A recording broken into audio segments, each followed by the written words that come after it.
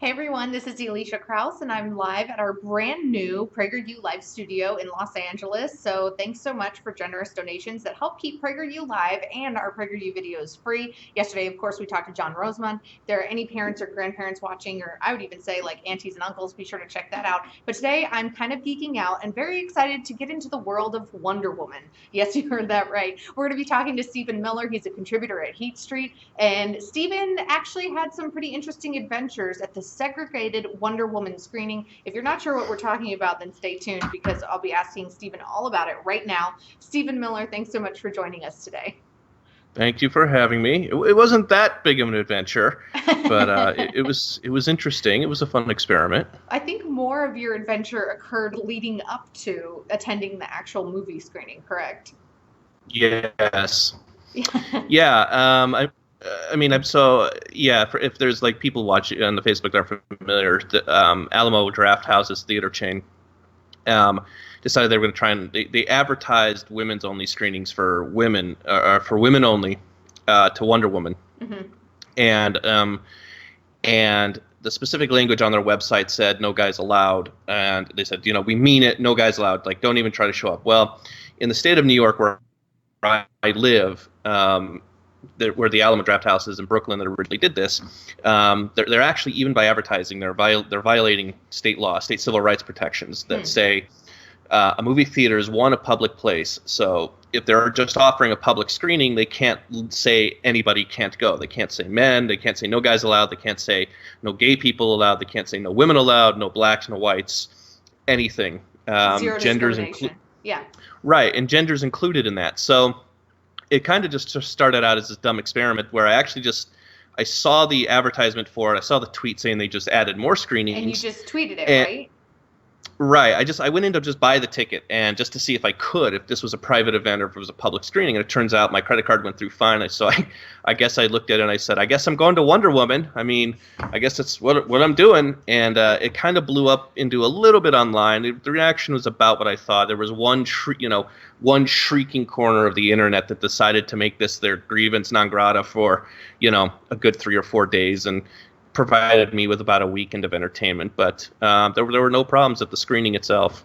Well, that's good to know. What were some of the reaction that you received, and I guess who was the highest level person on the left or in the feminist movement that went after you? Let me think. Well, I mean, there was as far as like randoms on Twitter turning my mentions into a garbage fire, that happens daily anyway. That doesn't bother me. I did have someone who basically offered on Twitter $150 to anyone who would mace me in the face, which I Wow. explained to them. I explained to them politely, not so much for my safety, but if you're going to mace somebody in a theater full of women, they're probably going to get maced too in the process. It's a closed environment. Yeah. So I politely reminded them, you're going to be macing a theater full of women too. Okay. I had some insults about my fragile masculinity, which I didn't really understand. If my ego is so fragile, why am I going to a darkened room full of women for 2 hours? To watch I'm a being movie surrounded about a by very powerful woman. right, exactly, a superhero. So there was one Gamergate feminist who offered to like $20 to dump a soda on my head. That apparently didn't take off because $20 I think is the price of a ticket. No one's going to get kicked out of a movie theater for that. Yeah. But I think Twitter took care of that stuff. So I was never really worried about that. I had several writers from film blogs, some film websites. One of Vanity Fair's lead writers got in my mentions a little bit, and I simply just explained to them that this was, you want equality and you want empowerment and equality. Well, that's what this is. And That's, you would also this was not a. Go ahead. you would also think, I mean, and I'm excited to see the movie. I've heard really great things about it. Emily Zanotti is a mutual friend of ours. You guys work together over at Heat Street. Big fan of her writing too. And she'd said it's kind of meh. She said it's like, Captain America, but with a woman. But I've heard really lots of good things. But there's all of these thought pieces and stuff about Wonder Woman that are out now that Right. almost make me Right. hesitant to go see it. I mean, like, Right. Wonder Woman's thigh jiggles on film, why this is important for the female empowerment. But back to like, it's so fascinating to me that one, people didn't understand the basic black and whiteness of this being blatant discrimination to say that only one gender could attend. And I think you mentioned in your follow up piece that there's actually a homosexual heterosexual man in the state of New York that's suing because he was saying, he's right. He's a law professor at Albany University who I don't know if he sued. He filed civil rights complaints with the city of New York, okay, and then he also filed one in Austin, Texas, which is where basically the when I believe right. Alamo Draft House got their start in Austin, correct? Right, and the Yeah. theater chain in Austin offered a similar screening, and then I think the city of Denver did, as well as a couple others, but I don't know. These civil rights protections go from city to city. Mm-hmm. It's nice to see the political left embracing federalism. So, but yeah, he did file two civil rights complaints, and those are pending. I don't know what's happening with those. But I guess like my original thought in all of this is back to, if you really want women to be empowered, don't you, and to be treated as equals, don't you, shouldn't you appraise it and appreciate it when a dude's like, hey, I'm interested in going to see a movie with a woman as the lead? Right. I thought that was a kind of curious reaction to it, as I was basically supporting the film. I paid my money to go see the film, and people were still screaming at me, as opposed to, with past films like this, if people threaten to boycott, then, you're a misogynist or you're sitting it out, and, you're being a poor sport by not supporting these things. So that was kind of really the weird reaction I never really understood, is I'm paying the studio money to go see it. I wrote a pretty favorable review, and that wasn't planned. I was honest about how I felt about the film, and I got several responses of people saying they're going to go see the film now and they're going to give it a shot and things like that. So any publicity from anybody is decent news. I don't necessarily consider myself a journalist, but I am in media. I do contribute to media. So I found that the other thing is odd is I never pulled I'm just doing this for, to write a piece on it. Mm-hmm. But in this great age where journalists are defended to the high hill, I found it interesting that was never kind of something that came up from that side either. So it was kind of like, oh, I'm doing this to give exposure, and I wanted to see what this was like. So, and again, it turned out to be really anticlimactic. There wasn't really any incidents at all at the theater. So was there security? I mean, were people making sure that there were only women entering the theater once you went to the Alamo Draft House? No, there was. So I basically, to kind of avoid a scene, I didn't want to make this a huge, big to-do. Like, I think that the political right's been prone to do now, is to make kind of a big, media circus of every single thing that happens. And I kind of didn't want to do that. I just wanted to make the point itself, I think, was already made, that this was an advertising gimmick that backfired, and I didn't need to do much beyond that. But so to avoid any of the media, I went to an earlier showing of a different film, right across the hallway from the Wonder Woman screening. So at the 15 minutes before Wonder Woman, I simply just walked out of one screening and I walked into a different one. Got it. Or of a different movie. So I was in the theater 2.5 hours before.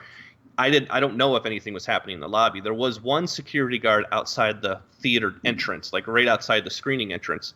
And I simply just put my head down and walked right by him and went and took my seat. There was no issue. They didn't ask for my ticket. They didn't ask for anything.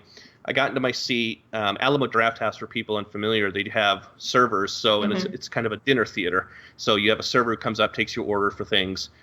And she came up and asked for my ticket, and I showed it to her, and she was very polite. She was very lovely, and didn't ask for my gender, didn't ask how I identify, didn't do any of that. She, just said, hey, great, you've been here before? Great. And took my order, and that was the end of it. So were you the sole male, or were there other men in the audience? I do. There was one, either someone who was either cross-dressing or they could have been transsexual. I didn't really take a head count. I didn't really want to stand up and, kind of do this thing. How many other dudes are there? I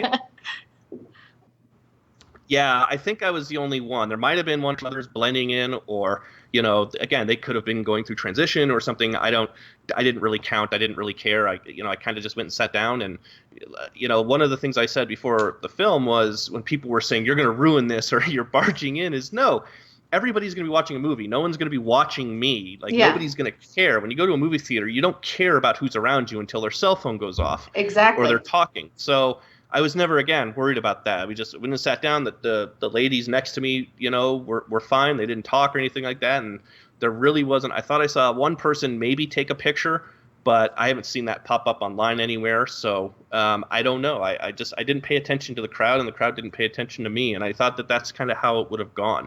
I mean, previous to this, you actually attending the movie, you were hit up with a lot of media requests, including the Daily Show, who offered to send cameras along with you. Right.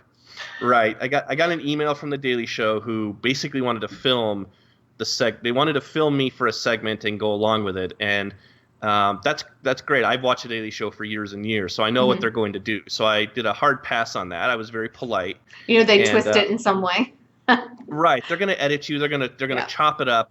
They're gonna do their best to make their point while not giving you really a chance to be your point. And that's kind of what they do. They do this clown nose on, clown nose off, where we're a journalism show, and then we're a comedy show. No, we're a journalism show.